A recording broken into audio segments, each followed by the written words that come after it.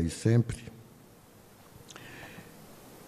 Antes de nós entrarmos realmente no estudo da lição 171, nós gostaríamos de fazer algumas observações.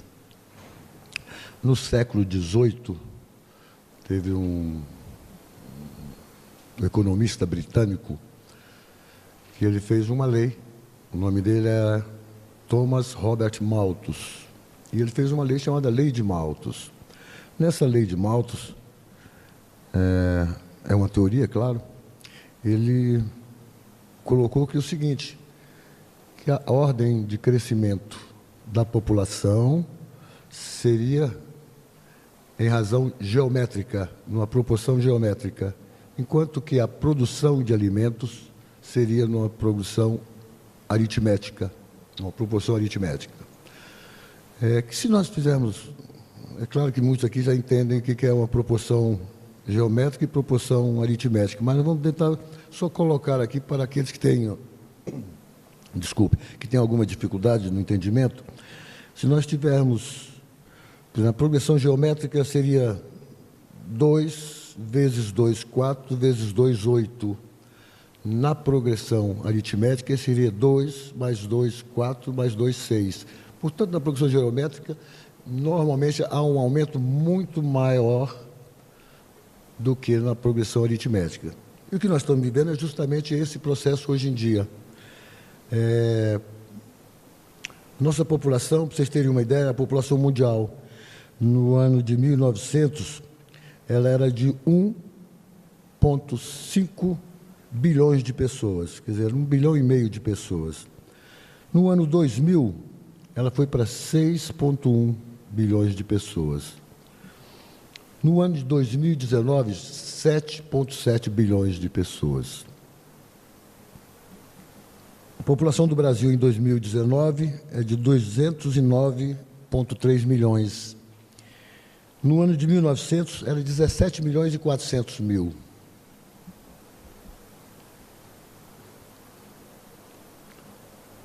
Na China, nós temos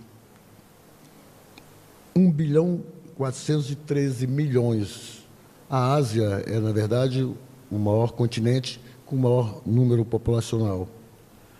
Mas com nossos estudos aqui, com esses apanhados que nós estamos fazendo, nós vamos ver que a grande preocupação ainda é o continente africano em termos alimentares. O desperdício de alimentos, de acordo com a FAO, que é um organismo da ONU, 54% do desperdício de alimentos no mundo ocorre na fase inicial da produção, que é composta pela manipulação pós-colheita e pela armazenagem. Os outros 46% ocorrem nas etapas de processamento, distribuição e consumo. No Brasil, grande parte do desperdício acontece na colheita, 10%. Transporte e armazenamento, que é a logística, 30%. No comércio e no varejo, 50%. Nos domicílios, quer dizer, em nossos lares, 10% vai para o lixo. E isso dá 40 mil toneladas vão para o lixo todos os dias no Brasil. Conclusão com isso: 13 milhões de brasileiros passam fome ou sofrem de desnutrição, enquanto 30% da produção agrícola brasileira é desperdiçada. A fome atinge mais de 820 milhões de pessoas no mundo. Como eu disse antes, o continente africano é o mais preocupante. São 256,1 milhões no continente africano que sofrem de desnutrição ou realmente de fome. Para vocês terem uma ideia, 9 entre 10 crianças de 0 a 5 anos, ela tem desnutrição. Estão sempre abaixo do peso, estão com o seu desenvolvimento aquém do esperado. Isso não significa que vocês vão pegar alguém que tenha sobrepeso, que esteja bem nutrido. Pode ser que aquele que tem um sobrepeso, que é gordo, ele tenha uma alimentação fora dos padrões que deveria ter. Como exemplo, você vai na África, se come muito farinha, faz-se, sei lá, sopa, fubá, qualquer coisa, e se come aquilo. Ele pode se sentir alimentado às vezes, porém ele está desnutrido, porque não tem os componentes necessários para que ele tenha um bom desenvolvimento nutricional. Ele poderá se tornar uma criança com sobrepeso, porém desnutrida. Na Ásia, são 513,9 milhões.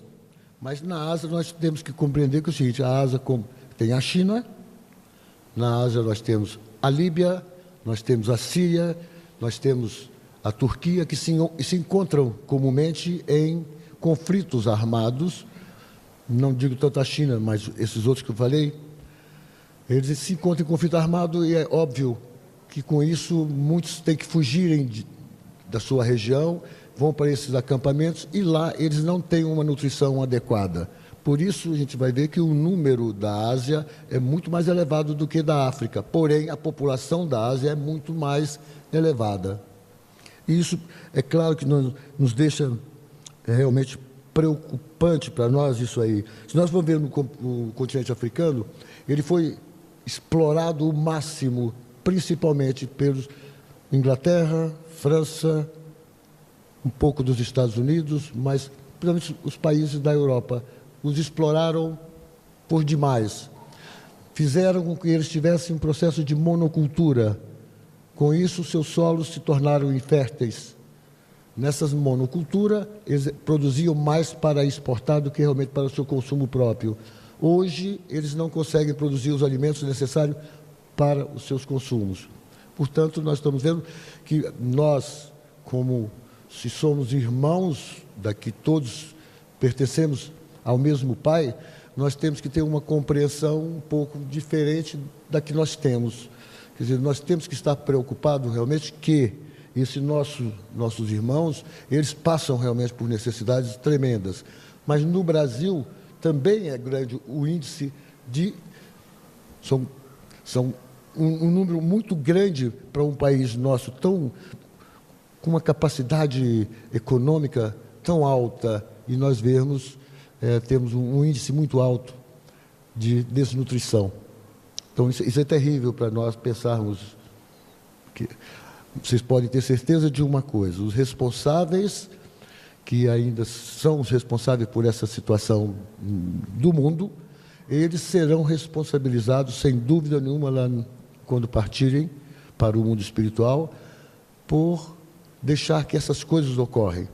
A gente está vendo, vai no Sudão, vai em qualquer outro país da África, lá a gente vê as crianças realmente morrendo à míngua, não tendo nada com que se alimentar, e nós, o mundo, não fazemos praticamente nada. Quando damos um pouquinho para eles lá, para ver se com isso se resolveria os seus problemas. O problema nosso está mais no desperdício. Se nós imaginarmos que são 40 mil toneladas de alimentos que são desperdiçados por dia no Brasil, nós imaginaríamos a quantos poderiam ser alimentados com isso que é desperdiçado. Então é preocupante, muito preocupante, porque se nós temos uma dificuldade, nós temos uma perda enorme, principalmente por um processo de logística. Então, a logística nós temos uma perda grande no transporte e no armazenamento dos alimentos aqui no Brasil. E isso também não é muito diferente se correlacionarmos com os países europeus e com a América do Norte. Não é diferente, o mesmo processo deles lá. Mas nós aqui, não seria... É solucionável o processo. Quando se pega um alimento que é transportado lá do Mato Grosso para ir para São Paulo, ele, com estradas ruins, obviamente ele vai perder muito em qualidade dos seus alimentos. E esses alimentos chegam aos supermercados já com um aspecto não muito bom. No supermercado, o supermercado vai ter que dar ou um preço mais baixo para que ele possa ser ainda consumido, ou os consumidores não o querem aquele alimento, querem um alimento com aspecto bonito. Porém, o aspecto às vezes feio, não deixa de ser nutricional como um outro de aspecto bonito. Então, nós vemos que o processo nosso aqui, a fome que nós temos no Brasil, é por um processo maior de logística. Nós temos que melhorar os nossos armazenamentos, nós temos que melhorar os nossos transportes e nós temos que ter uma educação, nós, aí já como lar, como nossas residências, de o consumo que nós vamos ter, o que nós queremos ter, o que nós precisamos realmente consumir. Eu vejo, às vezes, lá em casa, se compra 10, 15 maçãs, e depois uma está com uma amassadinha ou está meio escura de um lado, jogam fora toda aquela maçã. Quer dizer, não se corta, não se faz nada. Eu estava vendo, por curiosidade, vendo no Google as técnicas de reaproveitamento de alimentos. E aí nós, poxa vida, tem tanto que ser feito e nós não fazemos nada. Quer dizer, eu só posso comprar, se o consumo de banana e de maçã lá em casa for, sei lá, uma dúzia por semana, então que eu compro só uma dúzia por semana, que eu não desperdice, porque outros estarão carentes disso aí, que nós estamos jogando fora. Daí é preocupante, porque nós temos que nos educar, nós temos que saber como gastarmos para gastarmos bem sem desperdício, porque, caso contrário, nós vamos chegar ao ponto, assim como está o processo da água, que hoje já é preocupante em muitos lugares, o alimento também será muito mais preocupante, se nós não tomarmos um cuidado maior. Aí nós vamos sofrer consequências. Eu espero que eu já não, com a minha idade provavelmente já estou desencarnando, mas isso não significa que nós desencarnados, lá do outro lado, não nos preocupemos com aqueles que estão encarnados aqui, aqueles que são queridos nossos, são pessoas mais chegadas aos nossos corações, nós vamos ficar preocupados por eles não ter, às vezes, um prato de comida num dia. Nós temos uma programação agora, de todo sábado fazemos a sopa. Fazemos uma sopa, geralmente é um grupo escolhido para fazer. E posso dizer para vocês que são poucos hoje em dia que têm vindo para ajudar. E um dos problemas maiores nossos também está no processo da distribuição. Quando nós vamos distribuir sopa, tem pouca gente para ajudar a distribuir. Faz-se 200 e poucos potes de sopa e tudo, e nós não temos, às vezes, quem vai distribuir em alguns lugares onde a gente sabe que é necessitado. Eu estava dizendo para minha esposa que sábado eu fiquei muito chateado, porque nós fomos distribuir ali, sempre distribuindo numa favela, na verdade não é uma favela, são várias favelas que tem ali perto da UPA, e quando nós distribuímos em vários lugares, quando chegou num lugar, veio uma criança correndo para buscar e tinha acabado a sopa. E eu peguei e falei assim, nós vamos ter, até comentei com um colega que nós vamos sempre juntos distribuir, dizendo, nós vamos ter que levar mais, levar uma quantidade maior, mesmo que sobre, nós saímos procurando depois quem está pela rua aí precisando e vamos distribuir, mas naqueles locais é muita criança, muito necessitado. Então a gente só fizemos esse apanhado para mostrarmos que na lição a lei do uso, e Cristo foi realmente o nosso grande mestre, e Emmanuel, ele soube realmente utilizar aquilo que o João colocou no início da lição. Vocês vão me permitir ler? Lá em João 6, versículo 6, capítulo 12, diz assim, Jesus fala, e quando estavam saciados, disse Jesus aos seus discípulos, recolhei os pedaços que sobejaram para que nada se perca. Observada a lei do uso, a miséria fugirá do caminho humano contra o desperdício e a avareza. É imperioso o trabalho de cada um, porque, identificado o equilíbrio, o serviço da justiça econômica estará completo, desde que a boa vontade habite com todos. A passagem evangélica que descreve o trabalho de alimento à multidão assinala significativas palavras do Senhor contra as sobras de pão, transmitindo ensinamentos de profunda importância aos discípulos. Geralmente, o aprendiz sincero, nos primeiros deslumbramentos da fé reveladora, deseja desfazer-se nas atividades de benemerência sem base na harmonia real.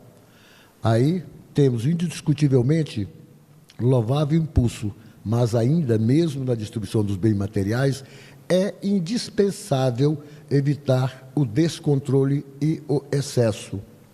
O pai não suprime o inverno porque alguns dos seus filhos se queixam de frio, mas equilibra a situação, dando-lhes coberturas. A caridade reclama entusiasmo. Entretanto, exige também discernimento generoso, que não incline o coração à secura.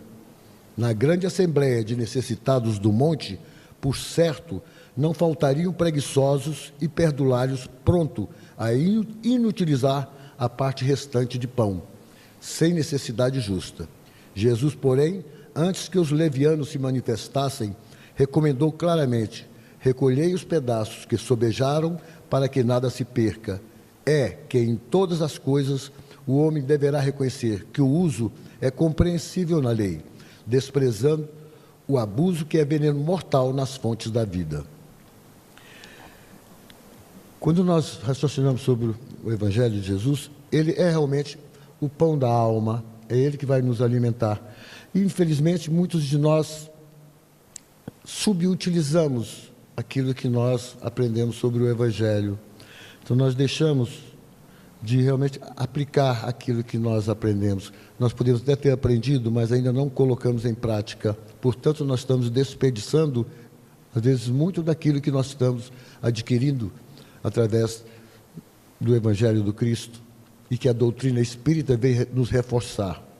É importante que nós não desperdicemos as oportunidades que nós recebemos em servir, as oportunidades que nós recebemos em ter mais paciência com o próximo, as oportunidades que nós temos, muitas vezes, de sermos mais amorosos, pelo menos sermos mais delicados, e, no entanto, não conseguimos ainda ser nem delicado. Então vejamos o quanto vai ser difícil para nós realmente nós chegarmos a condições de sermos criaturas capazes de amarmos realmente de coração, amarmos realmente, nos doando àqueles que são mais necessitados no caminho que nós vamos traçando em nossas vidas. Nós sempre vamos encontrar quem está em condições mais difíceis nas suas vidas. Quantos estão necessitados de ter alguém que possa ouvi-lo nas suas lamúrias, nas suas lamentações, porque está passando por momentos de grandes dificuldades?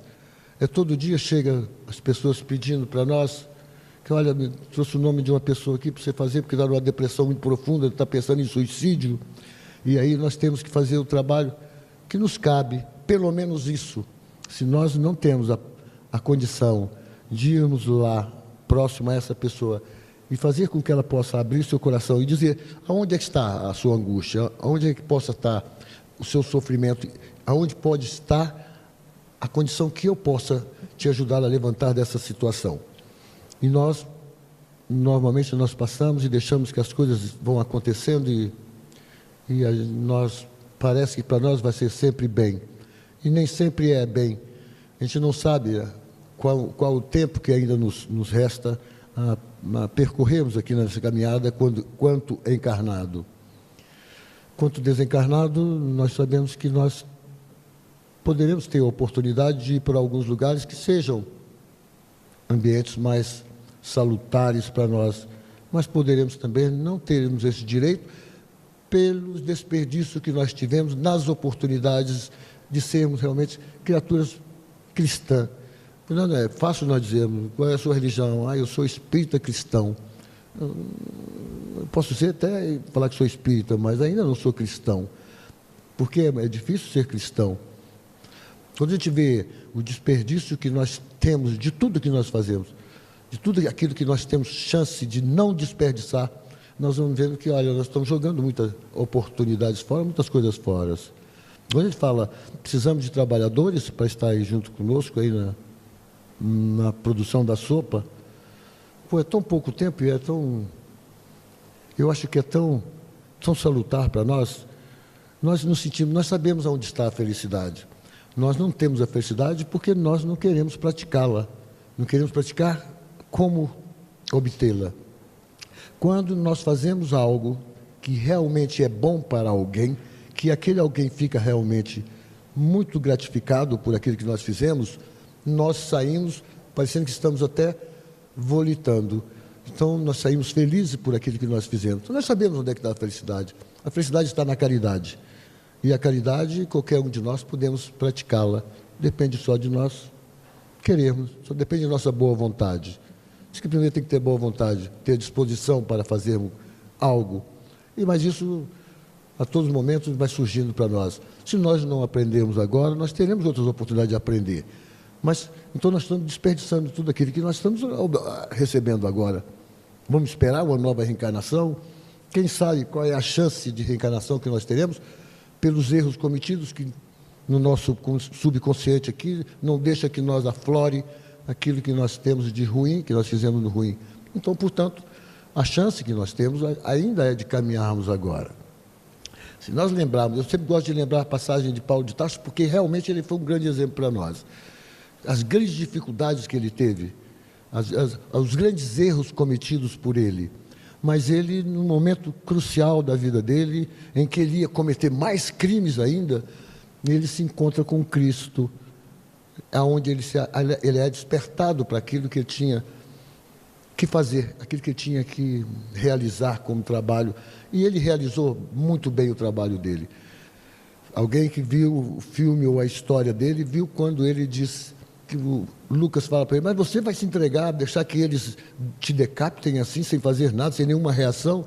Ele falou assim, eu não tenho como reagir, porque eu trago as mãos tão sujas de sangue, eu tenho lembranças das crianças que eu sacrifiquei, dos adultos que eu sacrifiquei, dos velhos que eu sacrifiquei, então eu não tenho como reagir a nada, eu tenho que me entregar, porque é isso mesmo que me cabe pelos erros cometidos.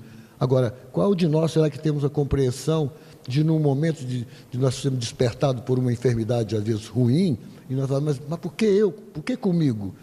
Por que eu mereço isso?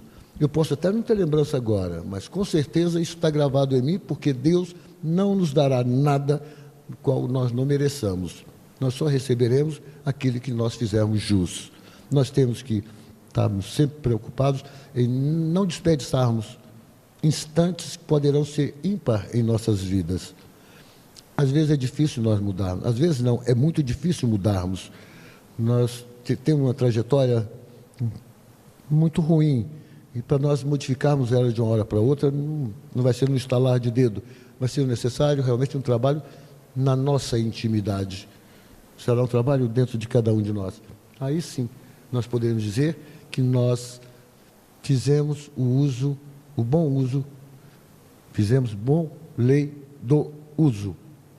Quer dizer, nós usamos bem aquilo que nós recebemos. Nós podemos sair com maior tranquilidade. Não devemos achar que... Alguém pode achar que nós sejamos meio piegas, pode achar o que quiserem achar. Cada um pode achar de nós o que quiser. Eu me lembro do escritor baiano, que falaram para ele, olha, você saiu, eles estavam falando mal de ti. Você, na minha ausência, pode até me bater. Eu acho que é por aí, mais ou menos. Então, falar mal da gente só vai doer se eu for um indivíduo orgulhoso que não aceite que ninguém faça nenhum comentário sobre mim. O resto pode falar à vontade. E, além do mais, cada um de nós sabemos quem somos. Então, não devemos nos preocupar muito, não. Devemos realizar aquilo que nos cabe realizar. E, se possível, o melhor. Muita paz a todos e obrigado pela paciência.